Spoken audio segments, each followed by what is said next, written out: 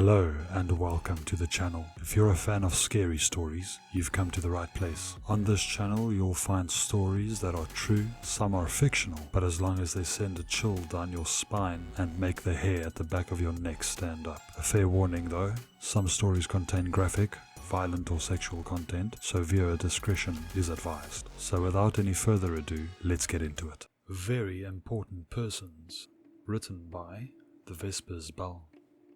He had named his casino Pascal's because his patrons would be betting against God. All things being equal, anyone with even a small talent for clairvoyance, prescience or telekinesis could clean out every casino on the Vegas Strip. But that would be a very quick way to get themselves in trouble with the various vested interests who wanted the masquerade kept intact. But more importantly, it would have been dreadfully boring. What the gifted people of the worlds needed was a gaming house where they could use their gifts openly at games that would offer them a real challenge. Monty, as he liked to be called, had created Pascal's for just the purpose. It was a private room, a type of liminal space between planes that required privileged knowledge to enter or leave, allowing them to be very selective in choosing their clientele. The laws of nature were highly malleable as well, making it a cinch to ensure that the odds were always in the house's favor. Pascal's main gaming floor was beneath a large domed skylight revealing a massive sea monster-filled aquarium overhead. The undulating light that descended down into the silver and sapphire casino bathed it in a surreal ambience, one that was only enhanced by the alien yet whale-like calls of the creatures that called the aquarium home. Quantum clockwork slot machines of proudly polished sterling littered the central floor, cheerfully chiming away as patrons attempted to empty them of their treasure of ancient coins. To win, players either had to correctly predict which sequence of icons a pull of the lever would produce, or stop each dial at the precise instant to produce the desired results. The stochastic nature of the machines made the prescience, clairvoyance and telekinesis all but useless in divining or intervening with the outcome, forcing players to hone in on any slight advantage they could find. Such tame attractions were for beginners, however. Betting on the cockatrice races or fights yielded higher returns, though at much greater risk, for one could not bet on a cockatrice without first knowing something of it. For every detail a person knew about a cockatrice, it knew something in return about them. The trick was to limit one's knowledge of the creature to as little as possible and through mental discipline choose which information about oneself to give in exchange. So long as the cockatrice didn't have enough information to get a clear sense of who you were or have reason to view you as a threat, you were safe. But should it ever get more than a fleeting glance at your identity and you didn't leave the best of impressions on it, your body would be turned to stone without it ever needing to lay eyes on you. But of course, at Pascal's, the most dangerous thing was to bet against your fellow patrons.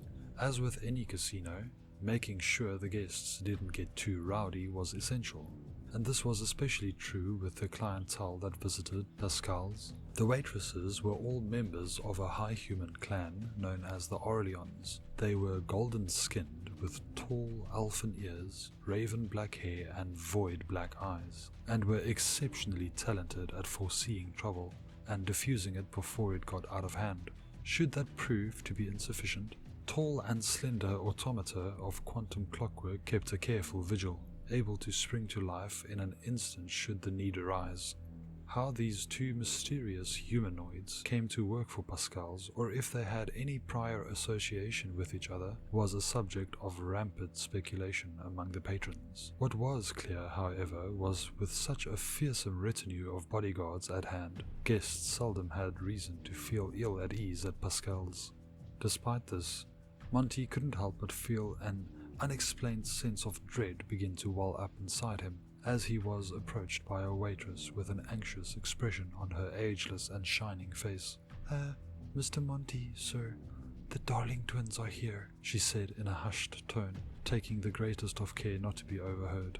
We comped their drinks and chips, but they'd like to speak to you about getting into the VIP room. They say they have something they'd like to show him. Monty cinched his eyes shut and pinched the bridge of his nose as he suppressed a groan as much as he could. All right, thank you, Serena. Where are they now? He asked. At the Einsteinian roulette wheels, Serena said with a nod of her head towards another segment of the casino. Very well. Go to the VIP room and see that everything's ready. I'll deal with the darlings, Monty said reticently with a heavy sigh.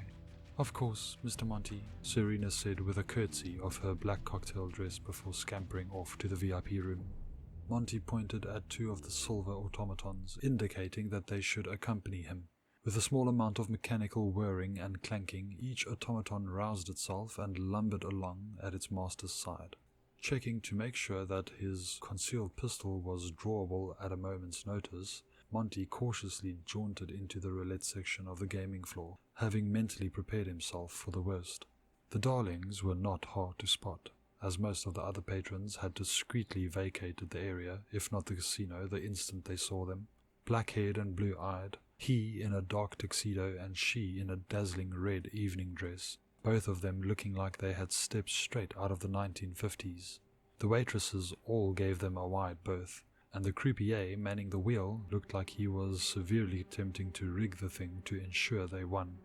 Your next bet, Mr. Darling? He asked with a nervous swallow. I'll take Cancer on 13 black, clockwise, and Capricorn on 16 gold, counterclockwise. James grinned as he swirled a pair of gold and black dodecahedral dice, each side engraved with the zodiac sign. The dice shared a quantum entanglement so that they always came up opposite of each other whenever they were rolled.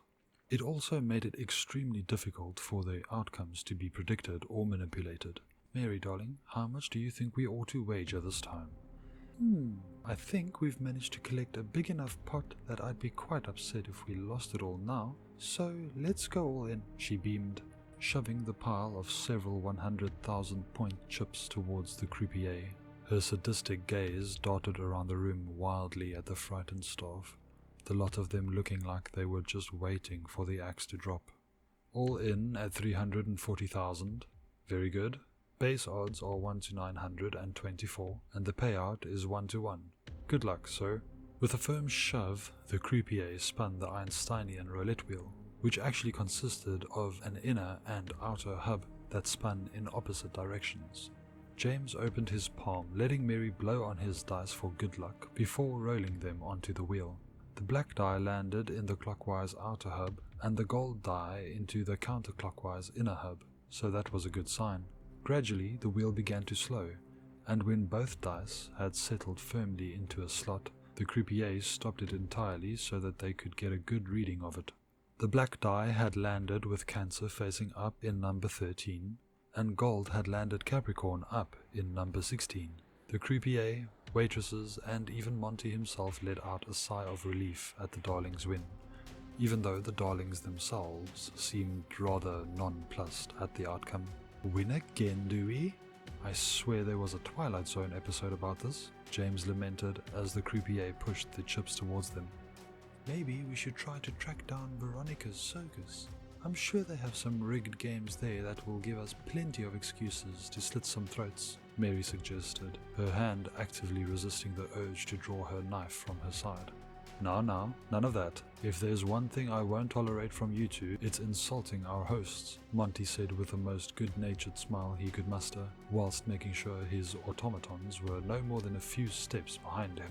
James, Mary, it's delightful to see you again. How is everything? Anything I can do for you? Yeah, tell your gold-painted whores to keep their empty eye sockets off my brother, Mary spat vehemently, shooting murderous glares at every other woman in sight. Mary, darling, James said in a gentle reprimand. Monty, please excuse my sister. Domestic goddess that she is, she's not as accustomed as I am to being outside of our playroom. I'm sorry, James, darling, but I just don't know how everyone else manages to suppress the urge to kill, Mary explained. James and I went hunting before we came, and that helps a little, but not when skanks keep giving me reasons to want them dead. Monty fought back an urge to defend his staff, knowing that would most likely only provoke Mary further. "Not to worry, Miss Darling. Pascal's is more than willing to accommodate the needs of our patrons," he said through the biggest smile he could manage. "If you would allow it, it would be my privilege to serve you personally for the remainder of your visit." Mary glowered at him coldly for a moment, and without bothering to ask what he had said to offend her, he took a step backwards into the protective embrace of his automatons.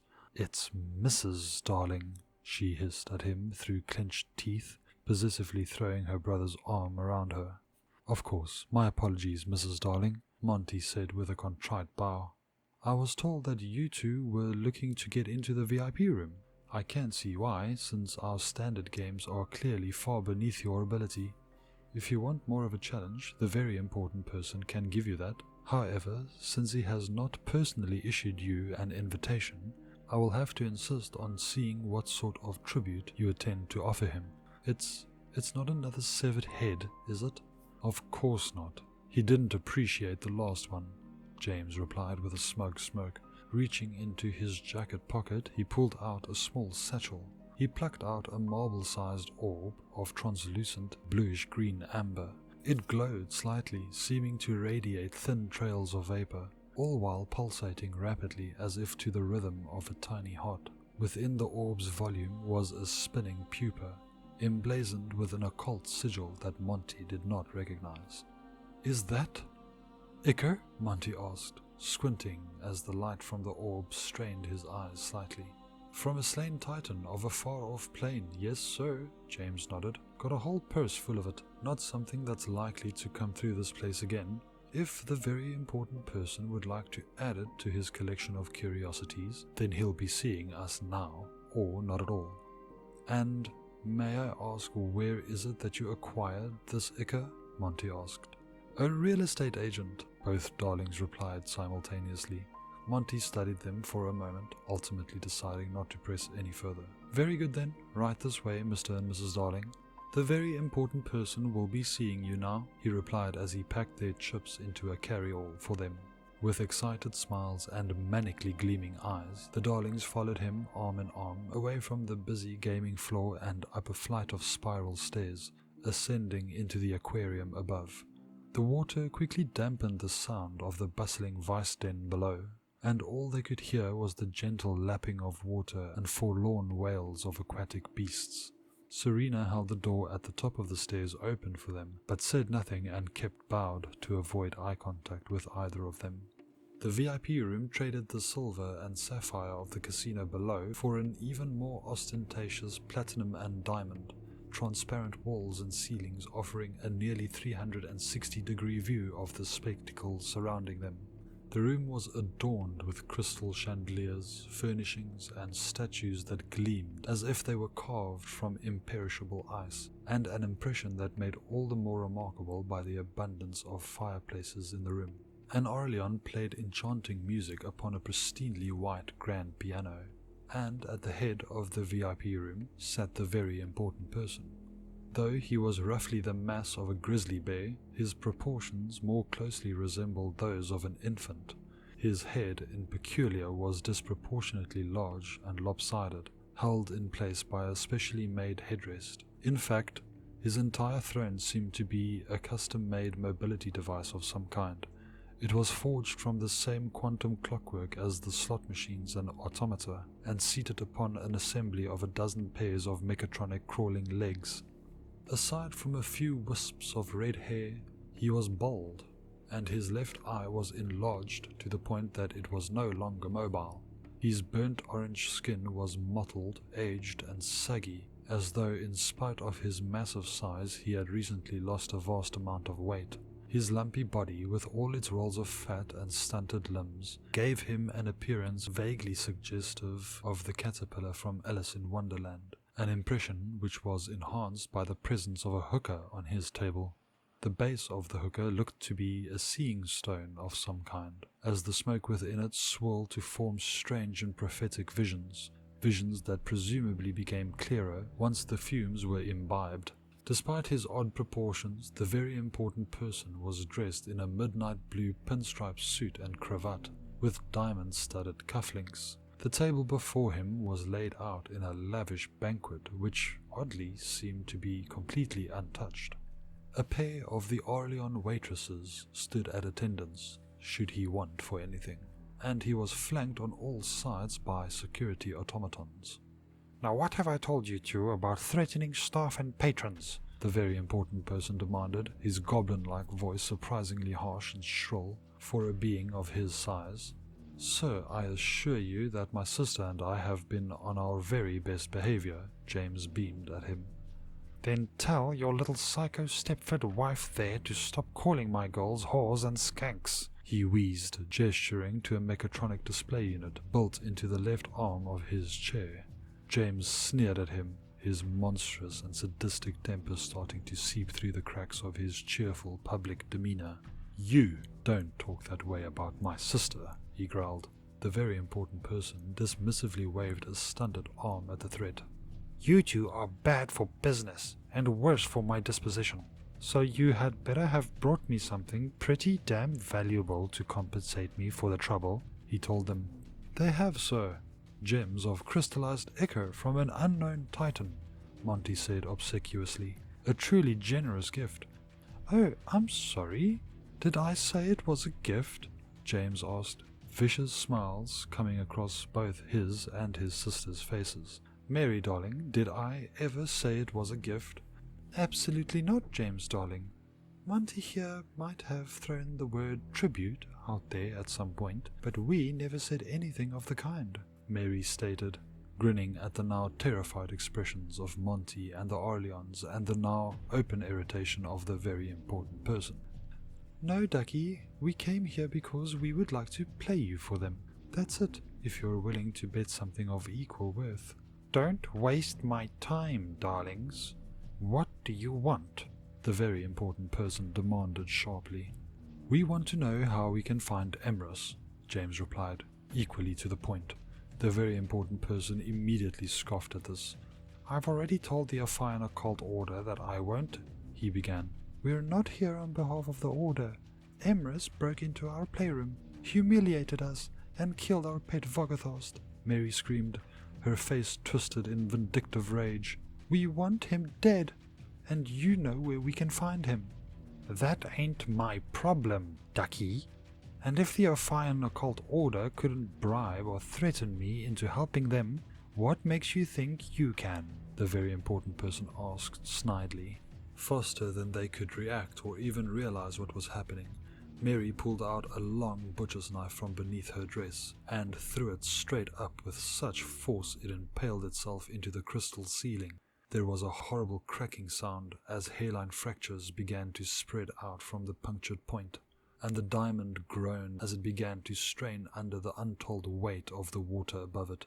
"I believe you're all familiar with my sister's uncanny talent with knives from our last visit," James asked with a signature smug smirk. "So long as she wills it, that ceiling will hold. But one psychic command from her is all it will take to send us all for a swim." "But then we'll all die," Monty screamed. "You'll all die, you mean? Mary and I can handle a bit of water and a few sea monsters," James claimed casually. "And even if I'm bluffing, I'm sure you've heard that old Injun story about the scorpion and the coyote, right? It's in our nature." The very important person pointed his one mobile eye up towards the ceiling and saw that water was starting to leak through the crack, and a few of his more curious sea creatures were starting to swarm around it. "It's a Russian parable about a scorpion and a frog." "But a bigger animal would make more sense," he retorted. "The game is 7-hand hangman's tarot. 1 round between you and me. You lose, I get the marbles. I lose, I spill everything I've got on Emrys, which for all you know isn't worth shit. Either way, you fix the damn roof and we all walk away from this alive and dry. Deal?" The Darling twins exchanged glances, coming to a wordless agreement. "Deal us in, Monty," James said, pulling out a chair at the table for his sister, then taking his seat beside her. Monty anxiously dealt out 2 hands of cards while Serena offered the very important person a hit from his hooker. all of them trying to avoid looking up at the ceiling as much as possible. When each hand was dealt, James picked his up and showed them to Mary, whereas Serena held the very important person's cards for him while being careful not to look herself. Monty drew a single card from the deck and placed it between them. 3 of Pentacles is the card to beat, gentlemen, he announced, waiting patiently for one of them to make the first move. Pass or play, darlings? The very important person asked irritably. James sighed with a tapping of his fingers, making a show out of mulling over his decision for as long as possible. Mary, darling, do you think we should be polite and give the very important person first go of it? Polite? That doesn't sound like us at all, James, darling, Mary replied. She took out a cigarette from a silver case and held it out for him to light, and he promptly obliged her. She then held out the case so that he could take a cigarette for himself. Oh, you don't mind, do you, ducky? It would be pretty hypocritical if you did, what with that oriental contraption of yours. Though I suppose it's a little more practical for you, given your disability or whatever you prefer to call it. I'd be lying if I said I wasn't a little tempted to give it a try myself. But James and I have been smoking Satin Stag cigarettes since we were kids. I remember one time when we were smoking under the bleachers. You pass! I play 8 of Pentacles. Stall like that again, and you'll forfeit the whole hand. The very important person snarled at them as Serena threw down his card.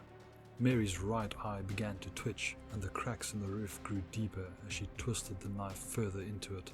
A steady stream of droplets began trickling down, causing Monty and the Orleans to back away from the table and start eyeing the exit. You're making my sister miss her knife, V.I.P. I wouldn't do that if I were you, James warned with a shake of his head. Ace of Pentacles. Queen of Pentacles, the very important person barked, though he now struggled to play his own cards without the assistance of an Orlean. I play the devil. Oh, I guess I'll put this card down too. He smiled as he played the devil trump card. You pick the next suit. 4 of Chalices. There's no need to yell. 4 of Swords. I need to yell to be heard over the sound of rushing water that's flooding my V.I.P room. Double 7s, swords and 1s. I changed the suit to 1s. You ought to change suits. The one you're in is terribly gaudy, James quipped. Double 9s, 1s and chalices. But unlike you, I'm perfectly comfortable in the suit I came in. Speaking of chalices though, if you girls aren't busy, can you bring me another whiskey and cola cocktail? And a sweet martini for my sister, cherry on top? The Orleans, including the pianist, all nodded eagerly and took the excuse to flee the room, slipping on the wet floor as they raced to the stairs. Monty, would you be a dear and man the piano? Mary asked with a sickly sweet smile. I think the band should keep playing as the ship goes down. Belay that, Ace of 1s, the very important person announced as he laid down his penultimate card. James would have regretted the strategic blunder if not changing the suit from his opponent's choice, but the smug smile on the very important person's face told James that his last card was a trump card. That was a bad move, since you couldn't play a trump card over another trump card. I played death, and oh, never mind, I made that joke already, he said, throwing down the death card. Surprisingly, this didn't upset the very important person in the slightest. Fine by me, darling, because I've got someone here that's got themselves an appointment, he grinned as he laid the hanged man down on the table, for of course, in Hangman's Tarot, the hanged man is the ultimate trump card. James glared down at the card coldly, then up at the very important person, slowly turning his final card around to reveal it to him. It was another hanged man. Well then, it seems one of us is a no-good cheat, he said plainly, and since you were the one that picked the game... Bollocks, you're the cheat, and you lost anyway. Now fix my damn roof and hand over the ichor, the very important person ordered. Tell us where Emrys is, or we all die, Mary threatened, telekinetically drawing her knife back down from the ceiling and letting a torrent of water and broken diamond pour into the room. Cursing under his breath, the very important person pressed a sequence of buttons on his display. A mechanical canopy folded down, encasing the seat and its occupant in a sealed shell before it shut tight. Mary threw her knife in the hopes of impaling the very important person, only for it to be caught by one of the automaton guards. "Seize their ichor, then get them the hell out of my casino," the now metallic and echoey voice of the very important person ordered, his one good eye peeping out of the porthole. The automatons began advancing upon the darlings, who looked all too eager for the chance to test their mettle against them. James dove for the piano, grabbing a leg and tearing it off in one swift motion. Wielding it as a club, he jumped towards one of the automatons and brought the leg down on it so hard it bifurcated, leaving two crudely hewn halves to fall and float away in the rising water. The one holding Mary's knife took a lunge at him, but found itself turning the blade around and plunging it into its own chassis, eviscerating itself of its clockwork innards. "Try to use my knife against my brother? I don't think so, ducky." Mary sneered as she snatched the knife back from the mechanical corpse's hand. Two of the automatons had managed to usher Monty out of the VIP room by some secret escape passage, but two still remained to defend the very important person.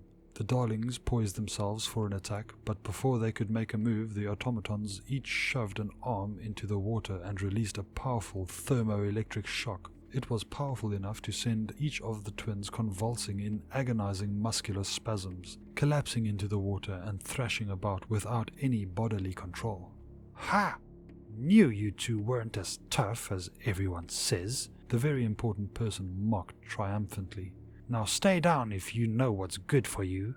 Sadly, the darlings did not know what was good for them. Mary's knife and James's hanged man card came slicing out of the water at impossible speeds, instantly cleaving both automatons in two. The furious twins came screaming out of the water, James bashing in the very important person's shell and Mary jumping on top of it and trying to pry it open with her bare hands. "Where's Emrys?" she screamed. Despite his limited field of vision, the very important person saw that one of the smaller sea monsters from the aquarium had finally managed to wriggle through the crack in the ceiling, and was now circling the three of them with predatory intent. "Same place you're about to be, in the belly of a snake," he sneered. The twins spun around to see the approaching serpent, knowing that if they took the time to fight it off, the very important person would likely use the chance to flee to wherever the escape passage was. If they weren't going to get the information they had come for anyway, then they might as well just kill him. Drawing her knife back to her once again, Mary threw it up at the ceiling, this time with so much force the whole thing shattered. The entire room was flooded within seconds, and the three of them were sucked out into the massive aquarium. The sea monsters immediately swarmed around them, but they seemed to be naturally able to sense that there was something not quite right about the darlings, so they left them be. Instead, they chased after the very important person's throne as it sank to the skylight of the casino. Their enormous jaws piercing through the metal casing like it was an eggshell. The very important person's last breath bubbled upwards as he used it on a final desperate gurgled scream, frantically trying to activate his last resort.